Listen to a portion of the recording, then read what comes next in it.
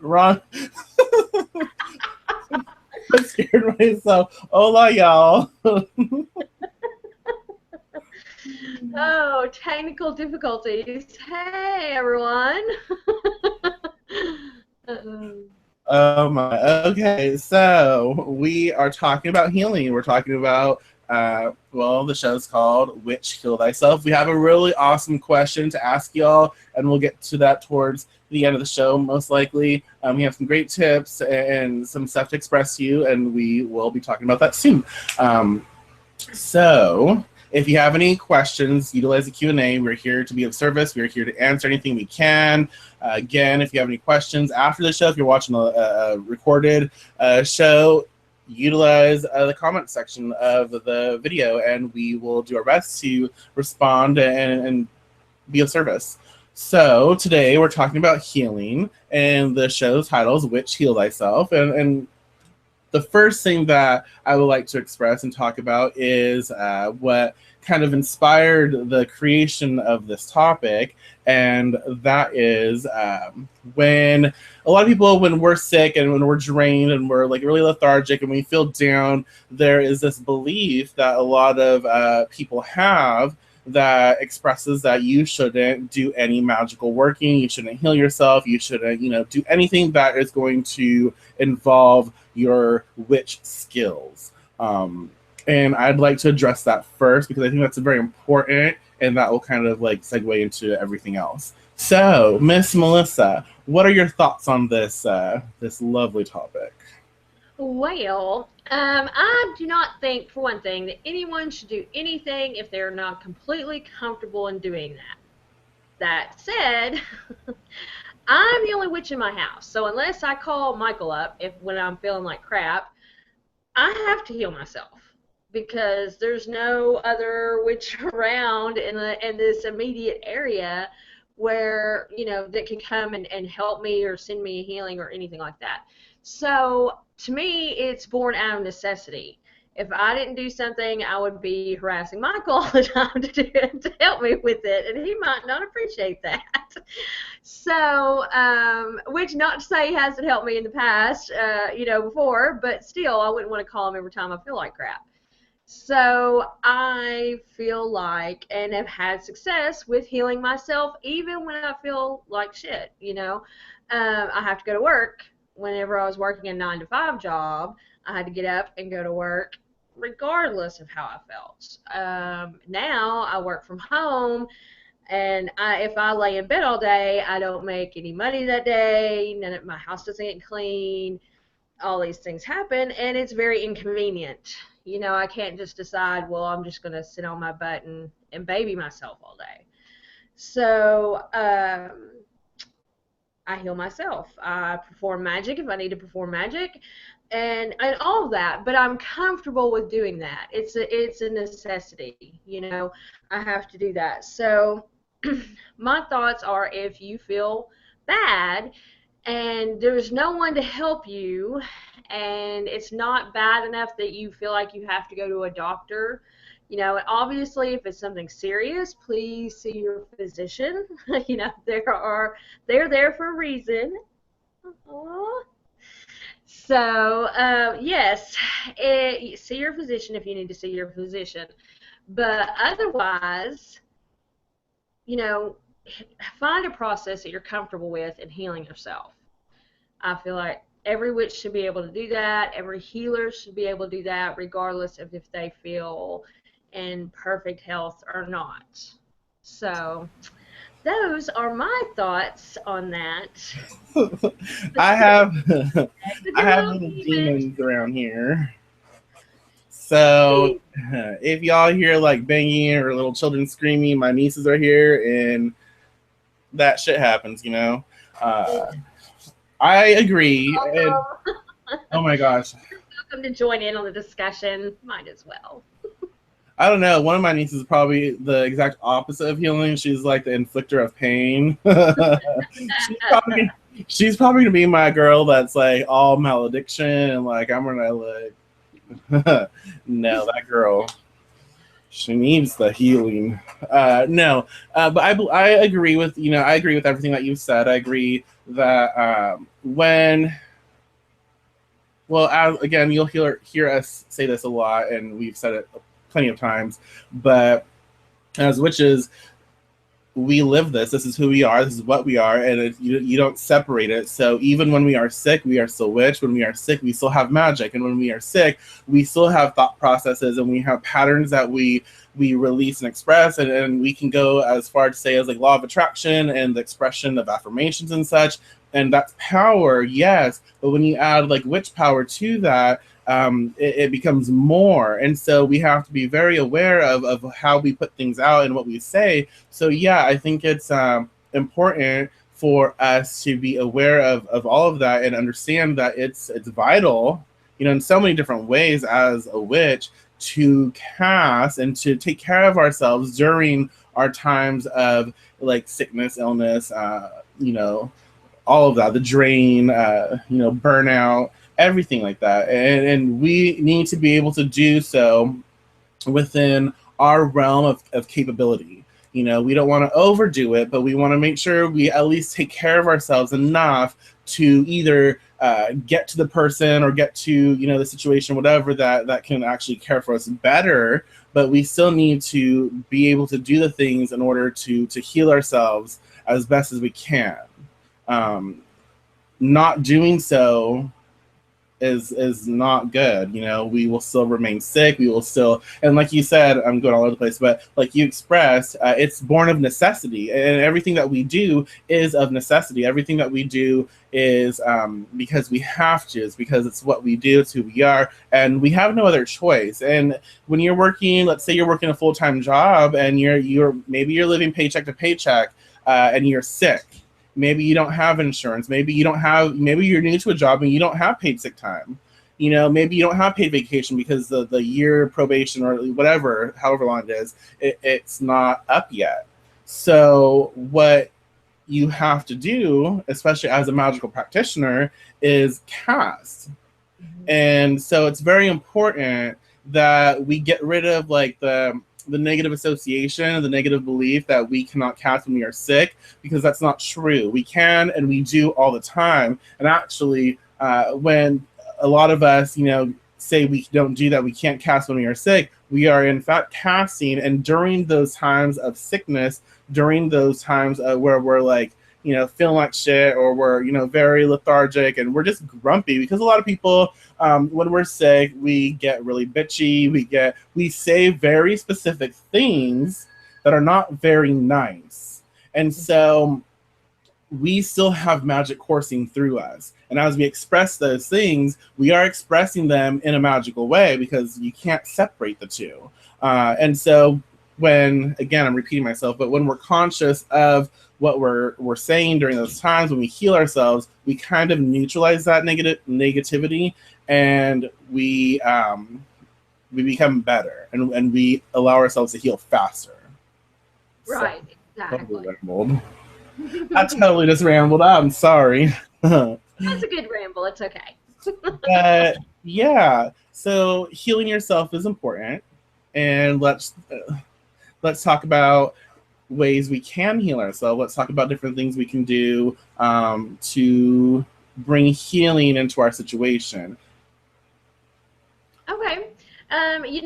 Whenever I feel really, really yucky, it's usually, for me, I usually notice that I feel horrible in the mornings when I get up. I pretty much sort of do a quick assess, and I'm like, okay, yeah, I thought I was feeling this sick, this cold coming on today, this morning. I just feel like total crap. So I start out with meditation that usually helps just get me centered, because I know I'm going to have to fix myself. Obviously, I'm going to like up my vitamin C, things like that. But I'm also going to work on finding out where the problem is and fixing it.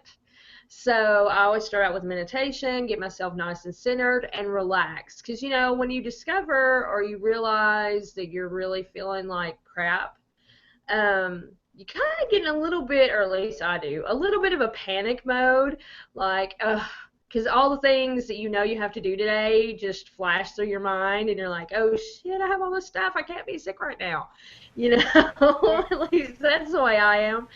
And so I have to center myself, calm down, and then I focus on wherever the pain is. Like if it's centered, in the back of my neck, through, my throat, along my sinuses, whatever it is. And I concentrate on, well, first I gather energy. And what I do is I'll take the energy or whatever that's causing that issue, for me, it usually reflects in colors on my body, like I guess inside my body. But anyway, you know what I mean. And I pull that out. Usually it's like a lot of times, like if my sinuses are flared and really bad, and that's what's making me sick, it looks like really angry red. If that makes sense, an angry red. Yeah, absolutely. So I'll pull that energy out, and what I do is I ground it. I ground that energy, and the whole while I have this other energy over here that's like this clean. To me, it's usually like, especially if it's inflammation, it'll be like a nice, cool, blue-looking energy, and I'll replace that angry red energy that I just removed with this nice, cool, blue energy that calms that area, and I can feel it, and for me, it works just about instantaneously. Like, I might not be like completely 100% healed, but I feel about 1,000 times better than I did when I got up that morning. And I follow through the rest of the day. Like, I will enchant my vitamin C, I will enchant my peppermint tea that I'm drinking. Everything that I do the rest of the day is just focused on me feeling better. Whenever I take a shower that evening, it's all focused on healing and cleansing. But that's the main way that I work as far as like feeling better first thing in the morning. Starting that process, yeah. I like that. I do. I like that. I like that. The interesting thing about the colors, I'm very big on color, especially like the color wheel, and the red and the blue, the calming. I like that, and again, this is because I'm a stylist and I'm a colorist, so the color wheel is like integrated into this noggin. But I would probably add like a little bit of green to like blue, because if you put it, neutralizes red. Like what neutralizes red? And it's green. So if you add like blue green, maybe that would help like really make sure that it doesn't come back. There's no like remnants in there. If there's anything left in there, that green will help to like calm it down, neutralize it. You'll have to play with that. I'll have to play with that. Well, that's an excellent idea. I will do that next time. So, and again, y'all, like depending on how discomfort, sickness, whatever that, if it appears to you in color, whatever it appears to you as, utilize the exact opposite on the color wheel to sort of neutralize it. And if it makes sense in your head, then do so. If it doesn't, then check it out. But play with it, try it, because if you have if you have like this yellow essence, you see something that's yellow and it's like not feeling well, you could add purple. Purple will come in, and violet will enter and neutralize it, calm it down, sort of diminish that intense yellow energy, and it helps to bring it back to like a clean slate. And once you neutralize something, once you bring it to like that even playing ground, you can then add in like the stuff that maybe you want to feel. Maybe even just like with imagery, you can, once you neutralize, because I gotta talk with my hands. Once you neutralize, start meditating on like imagery and bringing like images of maybe you feeling better, or you doing stuff that you would be doing if you weren't like feeling gross. Bring that into that spot wherever you feel that discomfort or that sickness, or wherever you feel like shit. Bring that that imagery into that spot and let it play out. So you're kind of you're kind of moving you're moving that energy, and you're allowing it to feel better, and it's going to start acting as if it was. and then it starts creating for yourself. Your body starts healing itself. It starts releasing. Your energy starts releasing, and it starts creating that healing to take root. Um, when I heal, and that's my response. That's just what entered my brain when you were talking about the color wheel and it's different colors. But what I do is slightly different. When but I do feel that like anxiousness, that anxiety almost when I get sick. Like, fuck, I don't like being sick, so I'll do whatever I can to like speed up the process. Like, no, I'm not gonna allow myself to be sick. I don't have time for that shit. Like, I understand that maybe I need to take a step back, I need to slow down, I need to pay attention to shit. That's fine. Spiritual shit, whatever. I gotta listen, but I don't have time to be sick, so you're not gonna get me down. So but I feel that anxiety a little bit, like, oh fuck.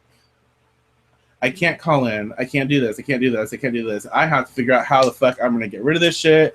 And what I do, I will ground. I might take like a red jasper and place it on my root chakra, and I will breathe in or take in that energy from that chakra and from the crystal into the chakra, and I will allow it to help me to ground, and I will start releasing from that spot. I'll start releasing energy into Gaia, into the center of the earth, and allow it to be transformed and to be like neutralized, and then I'll bring energy back up into that chakra, and I will allow it to be replaced. So it's like out with the old, in with the new and improved, and I allow that to happen. And once I am firmly grounded, then, because y'all know I love my black obsidian. I do. It's great for healing though, especially when you feel like shit. Black obsidian will come in. It not only does it like call the ancestors, calling your spiritual support network. Sounds like a TV network, but it does. It calls in your guides. It calls in those who care for you and those who are important to you. But what it also does is it creates incisions in like you can use it to create incisions in sickness and illness and in discomfort, and it breaks it up. And so as the crystal helps to do that, you call in your guides, you call in whoever you work with who have your highest and best in mind, and they can pull it out. And they can send it to Creator's Light, they can send it to Divine, send it to Source, wherever, whoever you work with and whatever you call it, to be transformed. And once it's transformed, you can replace it. You can bring it back in if you want as a replace, but I just let it go, and then I bring in new energy, and I replace it, and then I seal that shit up. And then for me, I also work with, oh, you can't see, garnets. Because I love garnets. Garnets remind me of like luxury. Garnets remind me of royalty. They're also very like sensual. And what doesn't heal better than sensuality, sexuality, when you have the energy flowing through you, because that will like, oh, I'm gonna feel better already because I have this energy moving through me. It helps to like inspire really fast. And so it kind of like shocks the body into jump starting its healing process. Right. Yeah. Oh, I like that. But yeah, I there's so many different things that I do, and again, it depends on what I'm processing, the disease or the sickness or whatever you want to call it. It depends, and one thing I will suggest is get to know the body, understand anatomy, and understand like different ailments. And the more you understand the different ailments, the more you understand how to counter them. Like inflammation, what does that mean? And you can understand how to utilize like spiritual processes to sort of neutralize them. Right. And plus, everyone's body is different. So when you know your own body, whenever you're doing your own healing, some bodies, if you have a sore muscle, respond a lot better to heat than to cold, and then some people are the exact opposite. Their muscles respond better to cold than they do to heat. Right. So honestly, alternating is one of the best ways to handle that. But at the same time, if you know your own body, you can address your own illnesses in the way works best. Right. Right. Another, if you want to go into the kitchen, you can use, and again, cayenne pepper is my favorite as well. I put that shit on everything. But cayenne pepper, even cayenne pepper mixed with cinnamon, you could use that to sort of channel, or even put in like a healing mojo or like a healing sachet, spell bag, whatever you want to utilize. That will help kind of, again, boost the immune system, but also it helps like speed up that process. It heats it up, and it inspires the toxins and the toxicity to be released from the body. So Right. there's so many different things you can work with. Like you can enchant your green tea. There's a lot of things you can have fun with, and that's a magical expression. So don't limit yourself. Right, and don't think it's just something you do once during the day and you can't do it anymore. Even if you're at work and you start feeling, because your body, our bodies are on cycles, and like around 2 o'clock in the afternoon, most people get really tired because that's just the way the human body is. We sort of cycle down around that time period. That's why like people take naps, especially kids. Me, as an adult, I like to take naps around too. But and obviously, if you're working and you don't have time to take a nap, go to the restroom for like 5 minutes, 5 minutes, and boost your own energy. Pull from the earth, boost your energy. Whatever you need to do to make yourself feel a little bit better to get you through that little rough patch. You know, you can do it all throughout the day, or if you have like the little vitamin C lozenges, that you just suck on during the day or whatever. You can enchant those to boost your energy. Vitamin C is going to do that anyway, and you just give it your own little magical boost. And when you're feeling low, pop one of those in your mouth. It'll help you feel better, you know, Right, right, and give you energy. So there's little things you can do all through the day to make right. you feel. And around here, it's summer and the sun's fucking out, and it's stupid. I mean, it's not stupid, but it's fucking hot, y'all. It's hot. It's uncomfortable. It's making me melt. Oh, but when the sun's out, and people are gonna get sunsick. People are gonna get maybe sunburn. And yes, use your sunscreen. Blah blah blah. Do all of that because that's common sense. But it happens. You get sunburn. You get sunsick, and there you can utilize aloe vera. Before you acquire. Well, I am lucky enough to have aloe vera plants. If you do. You connect with the aloe vera spirit, you communicate with it, and you take it off the plant and you say, hey, this is what we're going to be using it for. Thank you for what you're going to be helping me with. I will honor you, blah blah blah. Make that connection. Take the aloe vera and put it on where it needs to be. Put it on where it needs to be. Cover it. And another thing you can do is, because heat obviously rises, so you could, just so many different things you can do. But I like opalite. You can use that, and you can use it to transfer. Get anything that's really good at transferring energy. You don't want to use quartz crystal because quartz like amplifies. So you wouldn't want to use quartz to heal a sunburn. You want that to be released. And sometimes I wouldn't even use aquamarine often for it, because aquamarine is just bringing cooling, soothing energy to really release. I probably would utilize opalite. Opalite is really great for being a little peaceful, but it absorbs well. And so you can use it to kind of absorb that heat, and then maybe go in with aquamarine, or even use wood. Like any sort of wood, wood really absorbs, heat well. And so you can transfer that fire energy into the wood, and then go back in with like a soothing stone like aquamarine, and do that. But when it's really common sense when you add magic to it. If heat rises, you're burnt. Utilize something that's going to absorb heat. So then go after it and soothe it and calm it down and cool it down, and repair and do all of that. But not before you release that heat energy, release that fire spirit. You know what I'm saying? Right. Yeah, you can do the same with, like, if you're going to take a vinegar bath. That really helps with sunburns because vinegar will absorb that heat. That's like the purpose of it. You know, it helps your body release it, and it doesn't stay trapped in the skin where it can cause blisters and things like that. So you can use that for the same purpose, or chamomile tea bags as well. You know, chamomile tea absorbs the tea bags will absorb that heat and they sort of have a dual action going on because they'll absorb the heat from your skin. And I know a lot about it because I'm really white and I burn a lot.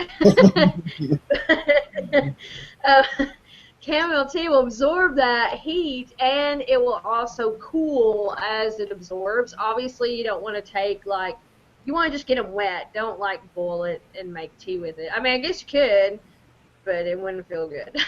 So I do not advise that.